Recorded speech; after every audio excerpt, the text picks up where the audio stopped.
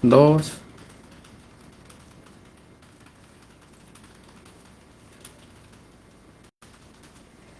Muy buenos días a todos los seguidores de Proceso Digital y Departamento 19. Les saluda Lilian Bonilla y les doy las gracias por acompañarnos en este espacio de entrevistas en vivo.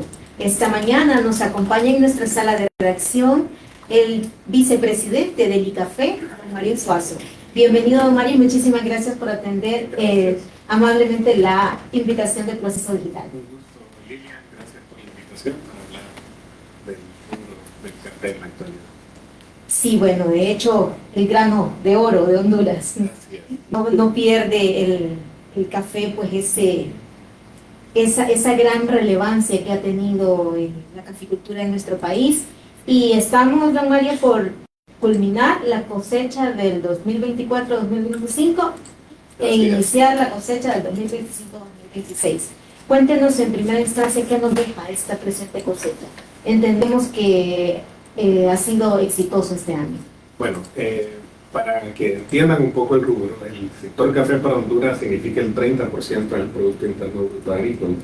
Estamos hablando que se produce café en 15 departamentos, más de 220 municipios, más de 100.000 familias. Entonces es el principal rubro de la economía agrícola a nivel nacional.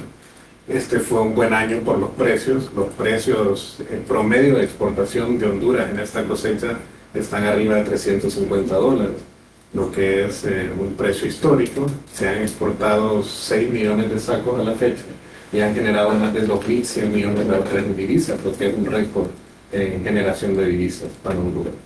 Sí, ¿cuánto más de divisas significa en comparación a años anteriores? Estamos hablando de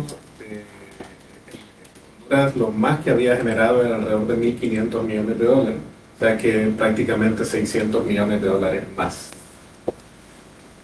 Sí, por supuesto. ¿Y cuál es la expectativa, viendo los buenos precios, cuál es la expectativa hacia el cierre y hacia el comienzo de la próxima cosecha? Ya hay, a la fecha le decía, se han exportado 6 millones de quintales, ya hay contratos por 6.3, entonces yo creo que a finales de mes estaremos cerrando con importaciones de 6.3 a 6.4 millones de quintales, lo que significaría 300 quintales más que en la cosecha anterior. Y aunque no hay pronóstico de cosecha oficial para la próxima cosecha, yo estimo que podríamos andar produciendo y exportando alrededor de 6.5 o 6.8 millones de quintales. Don Mario, pero hay algo que se ha venido manifestando de parte de los productores, y es que si bien es cierto, se ha incrementado las divisas, de hecho por el buen precio a nivel internacional, también se va reduciendo cada vez la producción en el país. Bueno, esto no es un fenómeno mundial, ¿verdad? Y parte de los buenos precios en el mercado internacional es porque la demanda del café en los últimos 10, 15 años ha crecido de forma sostenida 1 o 2% anualmente, y la oferta de los países productores ha disminuido, ¿verdad? Entonces, es un tema sistémico, ¿verdad? Obviamente hay otros rubros que tienen mejores ganancias que el rubro agrícola, pero también hay retos estructurales en el país, ¿verdad? El acceso al financiamiento. La mayoría de pequeños productores no tienen acceso a la banca estatal o privada porque no tienen la garantía necesaria. Tienen que ir a intermediarios financieros a tasas que le prestan a tasas de interés altísimas, usureras. Ese es uno de los principales problemas, que al final afectan toda la cadena, porque no tener acceso a fuentes de financiamiento a tasas y plazas adecuadas, no puedes nutrir adecuadamente tu finca, y eso hace que baje la productividad. Entonces se necesitan políticas nacionales que incentiven a la banca privada a apostarle al sector caficultor y que pongan disponibles fondos de la banca pública también para que los pequeños productores podamos nutrir adecuadamente nuestra finca. También hay que entender de que pese a que los venimos de un año de buenos precios, si analizamos el ciclo, llevábamos varios años de bajos precios, los productores venían con pérdidas, entonces en este momento no tenemos el capital suficiente para fertilizar adecuadamente la finca. ¿Y qué planes de acción hay para poder pues ir nivelando lo que es la producción conforme a la demanda? Bueno, Honduras tiene un potencial enorme en la área que producimos. Podríamos, si lográramos tecnificar el total del área que se produce, fácilmente podríamos llegar a 15 millones de quintales. Para esto se requieren políticas que puedan darle recursos suficientes al sector productor. En el gobierno de Xiomara creo que hay un inicio, el rescate de Banadesa, ahorita está en proceso a través de los fondos CAF poner disponibles 50 millones de dólares para el sector productor, pero yo estimo que el sector caficultor necesitaría fácilmente alrededor de 10.000 millones al año para impulsar la producción a nivel nacional. Entonces hay temas que como sector tenemos que discutir con el gobierno, con la empresa privada para generar estas condiciones y podamos fortalecer la producción. Si le tocara enumerar los principales problemas que tiene el sector caficultor, ya nos mencionó usted la situación del financiamiento, pero ¿qué otros temas así puntuales? Escuchamos mucho hablar de la mano de obra, también del sector de la infraestructura, de las carreteras. Bueno, para mí cualquier rubro agrícola tiene tres problemas principales: el acceso al financiamiento, después el tema de asistencia técnica para tener alta productividad y ser eficiente, y el tercero es un tema de mercado, que tener mercados que garanticen precios justos y rendimientos adecuados para que las familias productoras tengan ingresos dignos. Después hay temas que están ahí alrededor, ¿verdad? Y que son como el tema de infraestructura carretera, ¿verdad? Que es complejo también. O sea, el Fondo Cafetero, por ejemplo, atiende con recursos de los productores 8.000 kilómetros al año en las vías terciarias, o sea que van de los municipios a las fincas cafetaleras. En este gobierno el programa de caminos productivos ha ayudado también que muchas municipalidades atiendan algunas de las zonas productoras, pero son inversiones temporales, ¿verdad? Cuando viene el invierno se vuelven a dañar, entonces hay que buscar soluciones que en el mediano y largo plazo permitan ir habilitando ya soluciones permanentes con drenaje adecuado, con pavimentación. Pero no se da de un día para otro en un país como Honduras, entonces hay que aumentar la inversión en infraestructura. Y el tema de mano de obra es un tema también que le pasa a todos los sectores, sobre todo las y los jóvenes quieren tener condiciones adecuadas donde trabajan, acceso a internet, calles, ¿verdad? Y quieren tener un pago digno. Entonces, si al final no competimos solo con el mercado nacional, sino que con el mundo. Entonces, por eso muchos de nuestros jóvenes están migrando al extranjero. Entonces, necesitamos políticas que garanticen mejores condiciones para los trabajadores de los diferentes rubros. El tema de seguridad social. Yo siempre pongo el ejemplo de Costa Rica. Por ejemplo, los porteros de Costa Rica tienen derecho a la seguridad social. Entonces, mientras no se discutan este tipo de reformas que le den más derechos a los trabajadores, es normal que pues, la mano de obra migre a otros países. Entonces hay que atacar estas condiciones estructurales para decirle a nuestros jóvenes que hay negocios, que se pueden hacer buenos negocios y que con esto pueden haber buenos ingresos. Y hablando de todas estas políticas necesarias y todas estas circunstancias que se dan en el sector de la caficultura, se creó un viceministerio de caficultura precisamente en la Secretaría de Agricultura y Ganadería. ¿Esto realmente ha venido a apoyarles a ustedes? ¿Se podría decir avances en cuanto a todas estas necesidades? Bueno, a partir de ha habido un muy buen diálogo con la Secretaría de Agricultura y Ganadería en general, y especialmente con la Secretaría, ¿verdad? Se han discutido los temas estructurales de financiamiento, como digamos con programas para que mejore la productividad en Honduras, ¿verdad? También ha impulsado la SAC junto a ICF el tema de viveros, tanto forestales como de café, que son un paso, ¿verdad? Pero necesitamos, no es suficiente, ¿verdad?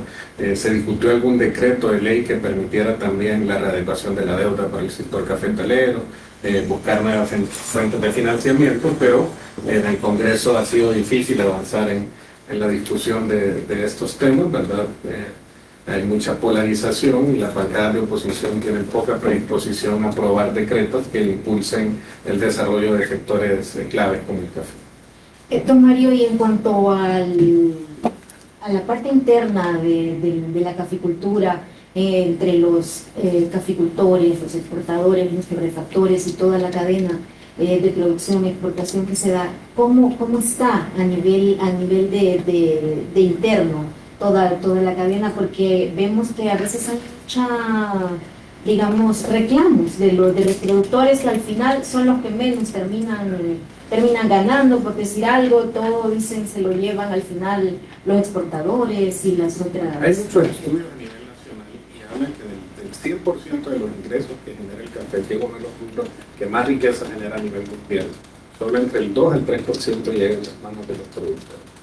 Entonces es un tema estructural que no solo depende de la comercialización interna, pero cuando hablamos de la comercialización interna, el problema es que la cadena de valor es muy grande, o sea, el productor para vender al exportador a veces pasa por 3, 4, 5 intermediarios, pues. Entonces cada uno va llevándose una tajada de rendimiento y va disminuyendo lo que le correspondería al sector productor. Entonces el reto de los caficultores es organizarnos. También hay que entender, los productores y los pequeños sobre todo tienen que entender que tenemos mayor poder de negociación si tenemos más fuerza. O sea, si no es lo mismo negociar un contrato, si yo produzco 50 quintales de café, así yo tengo 10.000.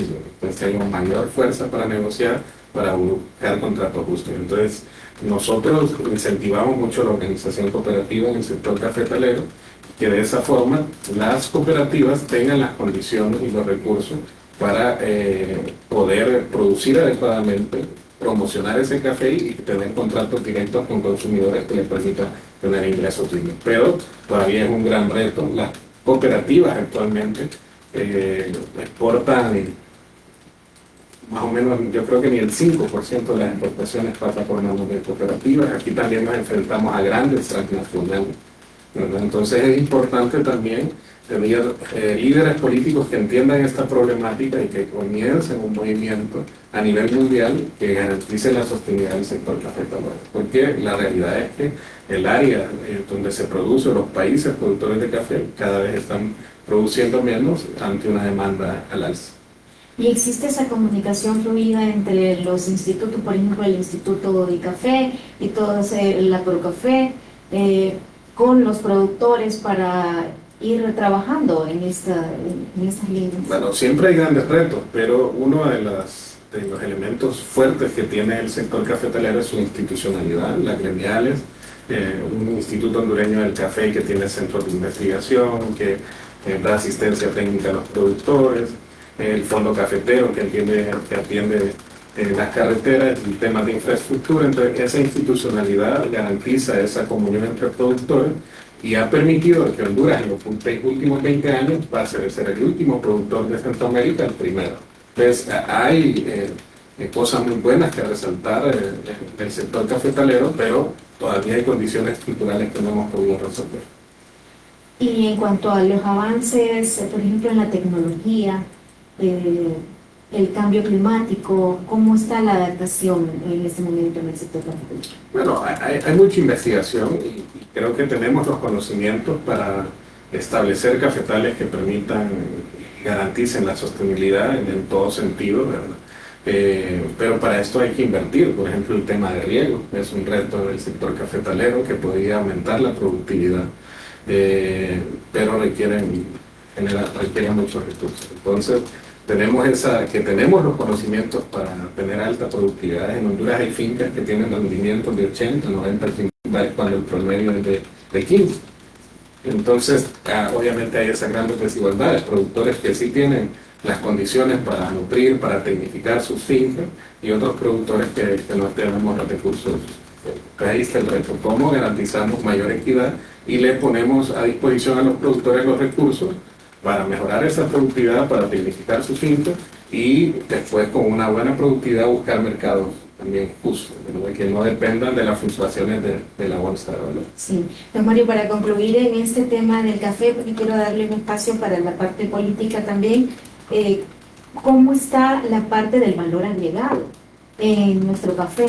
Tenemos que es muy valorado muchas veces, pero se están dando realmente las condiciones para dar ese salto, ese valor agregado, todos del café y sus derivados también, y Y asimismo, pues la parte de cómo impulsar a los emprendedores a no quedarse en esa parte de la cosecha, del corte, y ir un poco más allá. Bien, hay mucho avance, lo vemos en la cantidad de cafeterías que hay en todas las ciudades de Honduras. Si usted va casi a cualquier ciudad principal, ya hay muchas cafeterías que procesan el café, los pequeños productores. Muchas de esas cafeterías son dueños productores que han ido evolucionando y hasta preparar el café y servirlo al consumidor final, y esto genera mucha más riqueza. Hay productores también que están experimentando, por ejemplo, haciendo té de la flor del café, té de pulpa, subproductos, dulces, vinos. Entonces hay toda una industria, la cosmética también es muy importante en el café. Pero volvemos a lo mismo, financiamiento.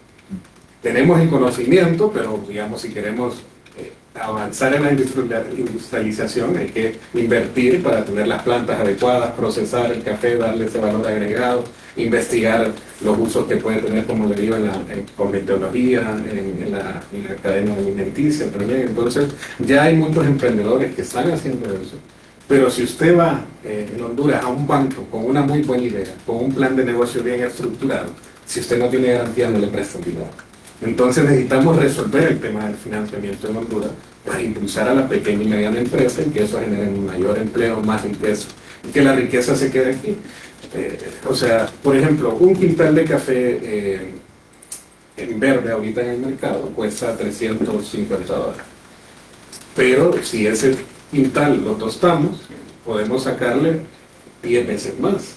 Entonces, en vez de exportar verde, podríamos exportar a varias partes del mundo ya nuestro café tostado y molido.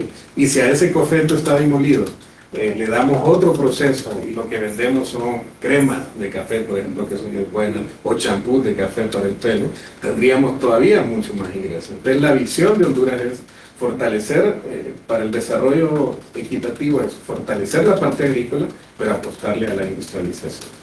Y ahí todavía estamos cortos, y sobre todo el capital privado no está dispuesto a arriesgar sus recursos para impulsar el emprendedurismo y el desarrollo agroindustrial.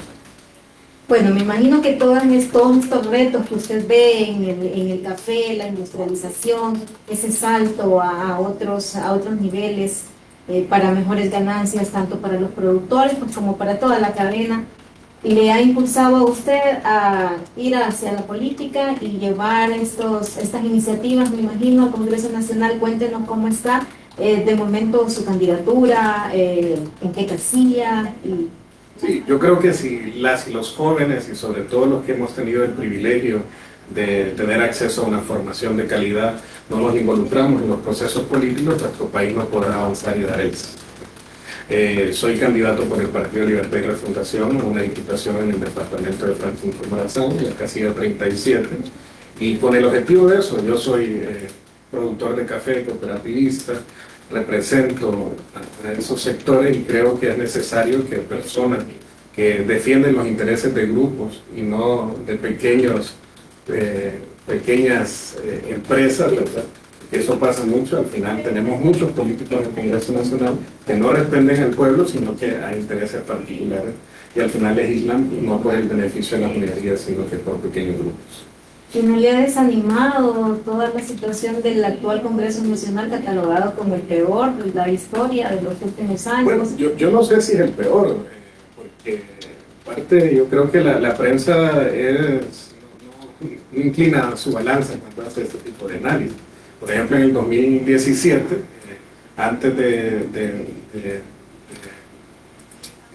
que Libre llegara en esta alianza muy fuerte que tenía Salvador Narral y Xiomara en aquel momento, aprobaron en una diarrea legislativa una gran cantidad de leyes que aún el día de hoy nos afectan. Entonces, pero definitivamente es obvio que el Congreso Nacional no cuenta con la confianza del pueblo hondureño y es necesario renovarlo. Entonces yo creo que Libre ha presentado nuevos cuadros. En la planilla de Francisco Morazán hay mucha gente joven, mucha gente con capacidad, y esperamos renovar ese Congreso, que figuras que boicotean la discusión de proyectos de interés nacional ya no estén en el próximo Congreso y podamos implementar una nueva dinámica. ¿Y promete usted no defraudar al pueblo hondureño cuando llegue al Congreso Nacional? Le digo esto porque cuando están en campaña, pues nos prometen muchas cosas, pero al llegar ahí, como bien decía usted, se olvidan de los intereses realmente del pueblo y como que les absorbe el ambiente, les absorbe los intereses particulares de grupo, de partido, porque si bien es cierto, usted puede representar al Partido Libertad y Refundación o a cualquier otro partido, pero cuando llega al Congreso Nacional usted está representando al pueblo hondureño. Así es. Sí, yo creo que tengo 36 años, pero pese a eso tengo una trayectoria ya de 16 años en la vida profesional. He tenido la posibilidad de trabajar tanto en el sector público, en este gobierno con la presidenta Xiomara Castro, como en el sector privado.